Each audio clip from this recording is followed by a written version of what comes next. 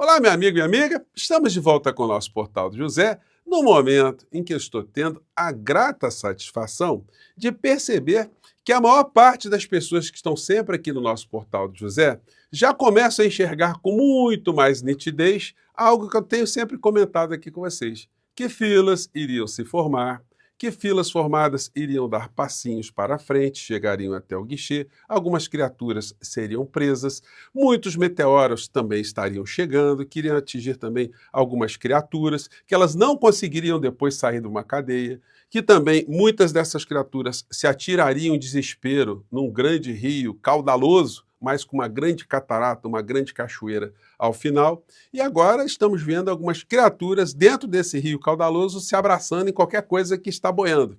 Muitos estão pegando alguns jacarés, abraçando crocodilos, achando que estão agarrando ali num tronco e estão sendo mordidas nessa história.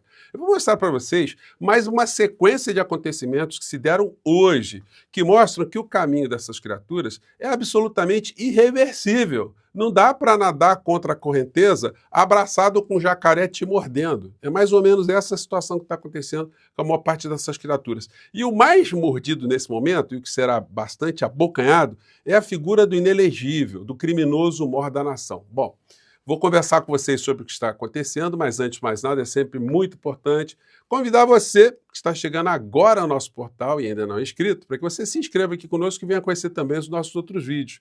Compartilhe, dê sempre seu joinha, mande seu comentário. Se puder, prestigie também nosso clube de membros. Você que é muito bem-vindo e muito bem-vinda. Gente, olha, esse assunto aqui, ele, de um certo modo, aliás, deixa eu pegar uma coisa anterior aqui, né? Essa gente do mundo cão, desde que eu comecei a dizer que as filas iriam andar, eles estão vendo um outro planeta diferente do nosso, né? Eles habitam um outro universo que é diferente do nosso. Para essas figuras, o ministro Alexandre de Moraes já está morto. Ele já foi preso, já foi escalpelado, já foi chutado, já foi encarcerado, já foi torturado, já foi julgado, já foi levado para fora do nosso país. Todo dia eles fazem uma previsão dessa em relação ao ministro Alexandre de Moraes. Mas o que nós estamos vendo desde então é que Daniel Silveira foi para a cadeia, que Sara Geromini sumiu do Brasil, que gente se escafedeu aqui no nosso país, que tentaram golpe e foram para a cadeia, que tem general preso já faz um tempão, que tem deputado que perdeu o mandato, tem deputada que agora foi condenada a 10 anos, enfim, que generais estão sendo denunciados, generais já estão funcionando ali, já estão operando como réus. Então, as coisas estão indo nessa direção. Muitas pessoas ainda têm dúvida. Será que vai ser preso? Será que não vai? Gente, olha, dentro do que nós temos aqui, dentro da realidade, dentro do mundo concreto, não tem como essas criaturas escaparem, sobretudo o criminoso mor da nação. Enfim, se a gente for levar em consideração algum fato sobrenatural, aí fica imponderável a gente fazer análises aqui com a realidade. Mas olha só, explode a fase 3 do escândalo do INSS. Mais uma vergonhosa derrota de Moraes. E por aí vai. Então é o que sobra para essas criaturas. Mas vão para a ilusão? Daqui a pouco algumas pessoas vão ficar na cadeia e vão talvez acharem que as grades são frutos das suas imaginações, né? Bom, não vem nada de bom. Bolsonaro se recusou a desmobilizar 8 de janeiro. Gente, eu fiz uma análise de alguns programas atrás aqui com vocês, bem lá atrás, quando aconteceu 8 de janeiro, e observei a cronologia. A hora que as pessoas caminharam lá para a Praça dos Três Poderes, aquela escolta, a hora que eles romperam o primeiro cordão, a hora que começou a baderna. Isso tudo foi transmitido em tempo real pelas redes de televisão e foi transmitido em tempo real pelos criminosos, pelos patriotas. Não tem como o Bolsonaro não ter sabido dessa história desde o comecinho. O clã Bolsonaro sabia disso desde o comecinho. Todo mundo sabia disso desde o comecinho, porque estava todo mundo reverberando pelas redes. Todo mundo estava querendo que acontecesse um tumulto gigantesco aqui no Brasil para ter uma intervenção das Forças Armadas para entronizar esse criminoso no poder. E quando a coisa ficou bem exposta, alguns bolsonaristas perceberam que não ia colar aquele golpe ali, ele ia fracassar. E aí a melhor solução para o Bolsonaro era ter feito como fez o Trump, que insuflou as pessoas também para ocupar o Capitólio, mas quando deu a verdadeira M, aí ele, algumas horas, aliás, uma hora e pouco, ele entrou no ar e pediu para as pessoas voltarem para casa. O Bolsonaro, gente, quando começou o momento mais crítico, eram 16 horas e 20 minutos, 16 horas e 30 minutos, e o Bolsonaro estava caladinho.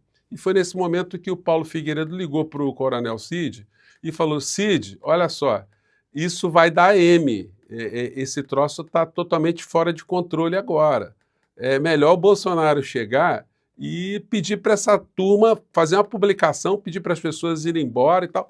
Ele sabia, o Paulo Figueiredo, que mesmo naquele momento em que a coisa já tinha radicalizado, que o dano ao Bolsonaro já estava criado. A questão era ele tentar minimizar o dano. Mas aí o que acontece nesses relatos que eu comentei com vocês mais cedo? O Bolsonaro entrou no ouvido e saiu para o outro. Ele falou, não, vamos esperar até ver o que vai dar. Quem sabe, né? Quem sabe esse pessoal continua a fomentar um golpe e aconteça alguma coisa. Quando ficou todo mundo preso, todo mundo encalacrado, aí o Bolsonaro, às 21h45, quando, enfim, já estava desmobilizado, aí ele publicou, olha, sou contra essa baderna. Aí não dá, né, gente? Então, olha só, e essa publicação aqui, que mostra que o Bolsonaro tinha consciência que ele podia parar a tentativa de golpe, e ao não fazê-lo, né, ele corroborou, isso incriminou o Bolsonaro mais ainda no dia de hoje, algo que foi bem exposto. Ontem à noite, para complicar mais ainda, o Jornal da Globo, que é o Jornal da Meia-Noite, fez uma matéria aqui onde mostra que uma dessas pessoas que estavam envolvidas aí na tentativa de sequestrar e eliminar o ministro Alexandre de Moraes e outras autoridades, teve uma conversa dele que foi exposta, né, que foi identificada no celular dele e foi exposta. O que mostra que a gente não estava lidando com pessoas que estavam ali no parque de diversão, né? Vamos ver um pedaço da matéria aqui. Na investigação sobre a tentativa de golpe de Estado, a Polícia Federal encontrou áudios no celular de um dos acusados de participar daquele que teria sido o plano para o assassinato de autoridades. O Supremo decide na semana que vem se torna réus os envolvidos nesse caso. Os áudios foram capturados entre dezembro de 2022 e janeiro de 2023. Em um deles, o policial federal Vladimir Matos Soares admite que faz parte de um grupo armado disposto a matar opositores de Bolsonaro. Nós fazemos, né, de uma equipe de operações especiais que estava pronta para defender o presidente armado, sabe, e com poder de fogo elevado, para empurrar quem viesse à frente, entendeu? A gente ia com muita vontade, a gente ia empurrar meio mundo de gente, matar meio mundo de gente, tá nem aí já, cara. Vladimir foi... Gente, detalhe, nesse momento, nós todos estávamos recebendo um monte de publicação pela internet, pelo WhatsApp, gente insuflando por todos os lados, imagens, gente com um monte de canal no YouTube, que apagaram todos, né? Então, essa fala vem nesse ambiente. Preso em novembro do ano passado, suspeito de participar do plano Punhal Verde e Amarelo, que, segundo os investigadores, pretendia prender ou matar o presidente Lula, o vice Geraldo Alckmin e o ministro do Supremo, Alexandre de Moraes. A gente estava preparado para isso, inclusive, para ir prender Alexandre de Moraes, eu ia estar na equipe, ia botar para esse filado. Em outro diálogo, o policial reclamou que Bolsonaro não avançou com o plano. O presidente deu para trás porque na véspera que a gente ia agir, o presidente foi traído dentro do Exército. Ou seja, os canalhas, eles não estavam seguros porque estava tendo resistência nas Forças Armadas. E aí o seguinte, para não ter a menor dúvida, hoje eu vi um programa onde o Reinaldo Azevedo está fazendo uma resenha sobre a entrevista do Bolsonaro ontem. O Reinaldo, enfim, é colega do Josias dentro do UOL, né? Ia ser difícil ele atacar o Josias, né? Criticar o Josias, que teve um papel completamente, do ponto de vista jornalístico, lamentável, para dizer o mínimo, né? Antijornalístico, ali funcionando quase que um âncora de um programa eleitoral, levantando a bola para o Bolsonaro para...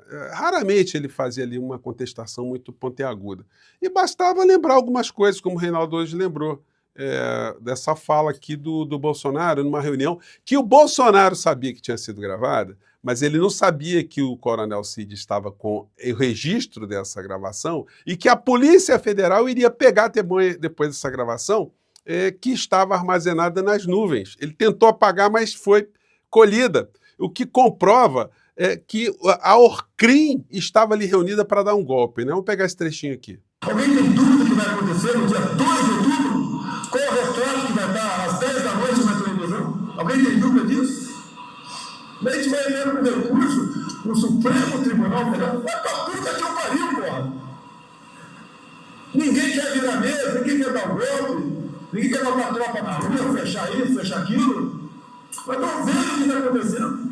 Quer dizer, ninguém quer, né, dar golpe, mas veja o que está acontecendo. Se nós estamos vendo o que está acontecendo, então vamos dar o golpe. Então, é a reunião golpista, gente. Isso aí é apenas um dos pontos que o Paulo Gonet levantou para colocar essa criatura sentada no banco dos réus. Olha, segunda-feira já começam as testemunhas serem ouvidas, tá? Então, a fila já está com a senha bem distribuída e, enfim. No Supremo Tribunal Federal, a gente não deve ter grandes ilusões com relação a um ministro especificamente, o André Mendonça, que parece estar condenado a sofrer bullying o tempo todo que ele estiver lá no Supremo Tribunal Federal, que mostra que ele tem uma péssima formação jurídica e uma deformação política, né, na medida que ele também pertence a esse universo da Terra plana. E aí é o seguinte, ele vai ficar sofrendo bullying lá e o ministro Alexandre de Moraes é impiedoso com ele. Vejamos aqui a última discussão aqui que está registrado que vou trazer para vocês. Vamos lá. Estava se discutindo ali, o André Mendonça dizendo, olha, não pode pegar todo mundo quando tiver investigação, porque senão ninguém fica mais com sigilo de nada, né? Enfim, um discurso para proteger os criminosos. Aí o Alexandre de Moraes deu-lhe uma sapatada. Vamos lá. Comunicações. Uma série de dados de um número indeterminado de pessoas. Por isso que eu estou falando, é um dilema. Qual o limite da investigação? Nós podemos tomar decisão, por exemplo, eu apoiaria, não precisa ter sigilo bancário e fiscal. Por que teríamos? Vamos acabar. Não, mas, desculpa, qual a relação? Qual a relação disso com o que nós estamos discutindo? Nenhuma. A relação é gigante. Nenhuma. Porque eu estou invadindo as comunicações das pessoas. Não, mas há uma investigação prévia que aponta essa necessidade. Não tem nenhuma relação com acabar com o sigilo bancário das pessoas. Nenhuma relação. Vocês estão entendendo, gente? Do jeito que o André Mendonça colocou, parece que, de repente, a polícia... vamos sair quebrando o sigilo de todo mundo? E o ministro Alexandre de Moraes, muito pacientemente, está dizendo, claro que nas entrelinhas o que nós enxergamos é o seguinte, o seu jegue, o seu jumento jurídico, essas investigações que atingem as pessoas, elas já são estabelecidas previamente diante de um fato concreto. Não sai ninguém investigando a vida de ninguém aleatoriamente, não. Então, mais ou menos isso, né? Eu, quando faço uma quebra dessa natureza, eu pego tudo. Eu pego o que tem de bom, o que tem de ruim, o que tem de intimidade, o que tem correlação com o crime específico, o que não tem... Quando se faz uma interceptação telefônica também. E tudo que não é relacionado é descartado. Mas é relacionado a pessoas determinadas. Da mesma forma, nós não vamos a pessoas indeterminadas. Não, a pessoas indeterminadas. Todo mundo que ligar para aquele que estiver sendo grampeado é gravado. Mas, lógico... É a mesma coisa. Não, não é. Uma coisa é eu pegar um suspeito A, quebrar todos os e-mails dessa pessoa e vou ter as comunicações das pessoas com esse determinado indivíduo. Outra coisa é eu abrir para um número indeterminado de pessoas que falaram com outras pessoas. Mas é o indeterminado, determinável pela investigação. Eu gostaria que Vossa Excelência apontasse, porque essa é a importância da discussão, apontasse aonde estão sendo feitos abusos na prática pela polícia. Não estão sendo feitos. Então vai ser bullying, né, gente? É bullying. Não tem preparo, me desculpe o ministro, né, ministro? Sou o ministro André Mendonça. O senhor está sem preparo, viu? Desculpe, tá?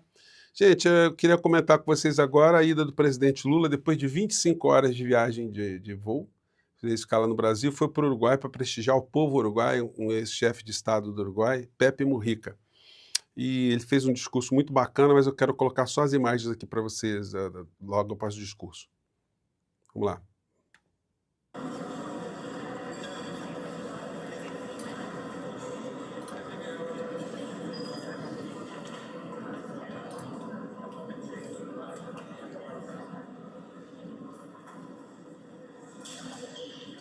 Lula cumprimenta a viúva, né, companheira de mais de 40 anos de Pepe Mujica, dá um abraço muito carinhoso, né?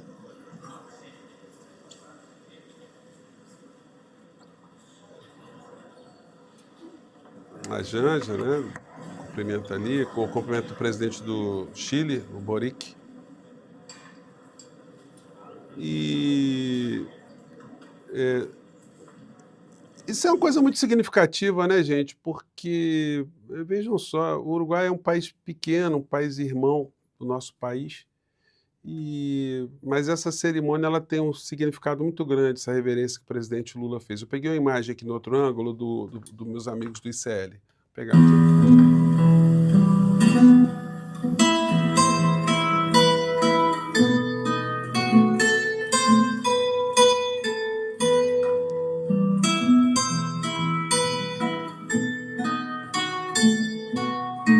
Lula dá um toquezinho muito... Pena que a imagem aqui está um pouco pequena, gente. Deixa eu ver se ela melhora um pouquinho. Esse momento aqui que o Lula vai fazer essa homenagem, essa reverência, né, a Pepe Mujica.